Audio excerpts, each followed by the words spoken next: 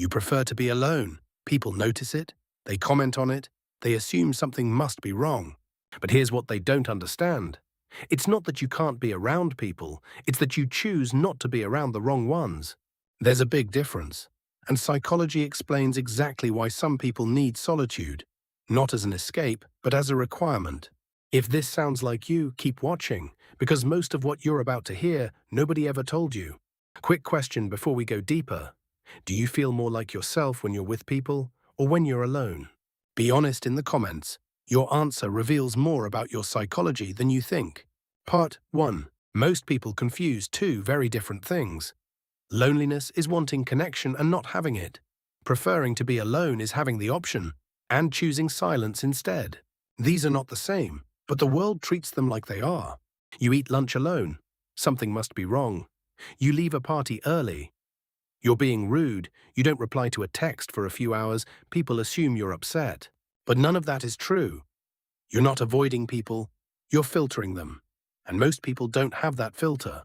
Psychologists call this a high threshold for social stimulation. It doesn't mean you need less connection. It means you need real connection. Not more noise, not more small talk, not more people who drain you just by being in the room. You need depth.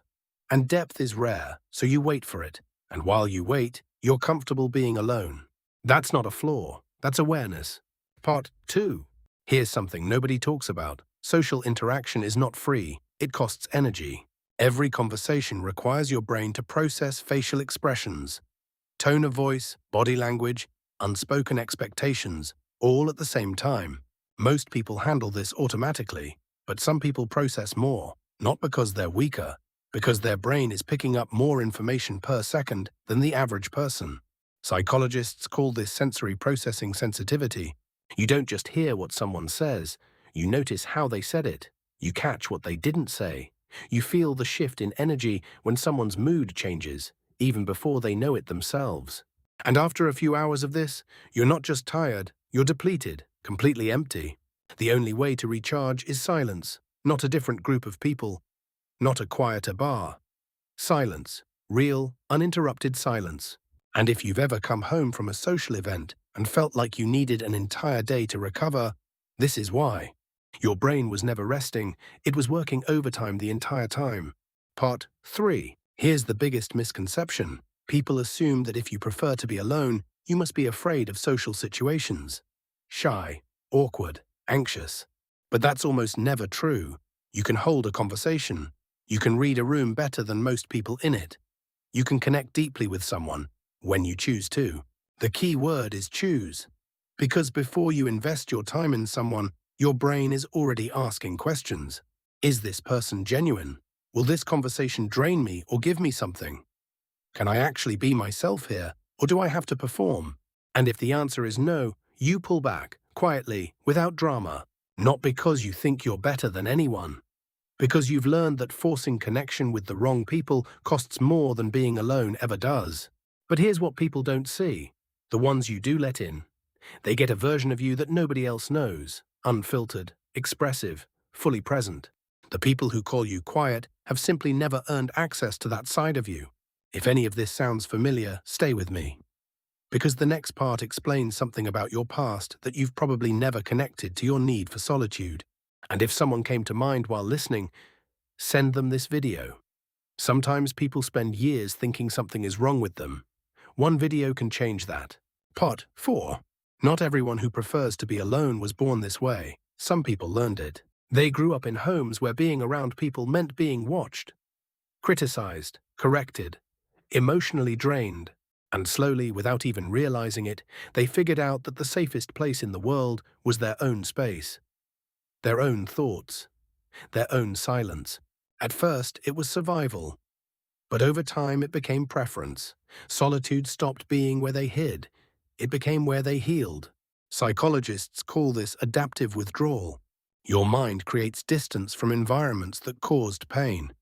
And eventually, that distance becomes your default setting. The habit stays, even when the danger is gone. But here's the part that confuses everyone. From the outside, it looks like you're avoiding life. From the inside, it feels like the first time you're actually living on your own terms. People call it avoidance. You know it's peace, And there's no point explaining the difference to someone who's never needed it. Part 5.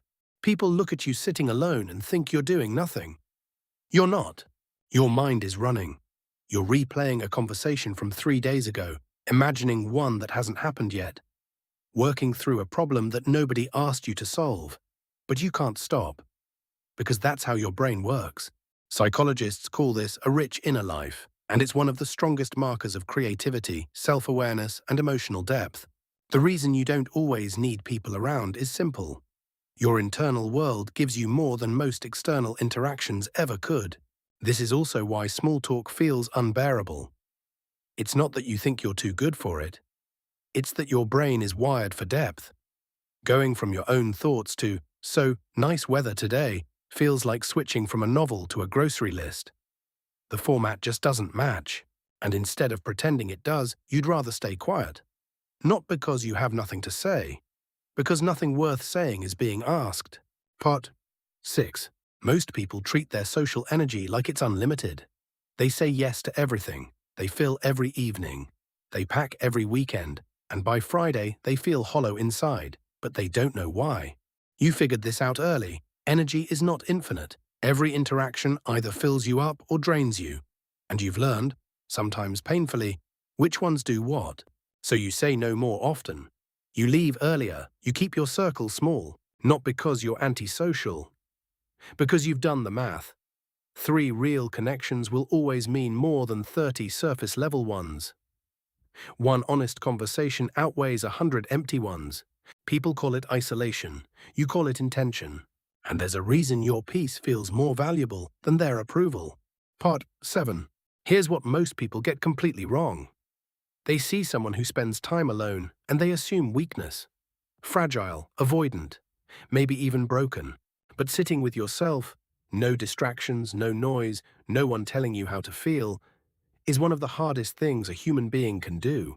Most people can't last 10 minutes alone with their own thoughts before reaching for their phone. You've built something most people never will. A relationship with yourself. You know what you think, you know what you feel, you know what you need, without asking anyone else to tell you. And that scares people, because someone who doesn't need external validation is hard to control, hard to manipulate, hard to keep in a box. That's not weakness. That's a kind of emotional independence most people spend their entire lives running from. So the next time someone looks at you and says, "You're always alone," understand what they're really seeing. They're seeing someone who stopped chasing connection that doesn't feel real. Someone who learned that silence isn't empty, it's full of answers. Someone who figured out that your own company isn't a punishment, it's a skill. And not everyone has it. Which part described you the most? Drop it in the comments. And if you've ever felt misunderstood for needing your own space, you're not alone in that. Subscribe for more psychology that actually makes sense.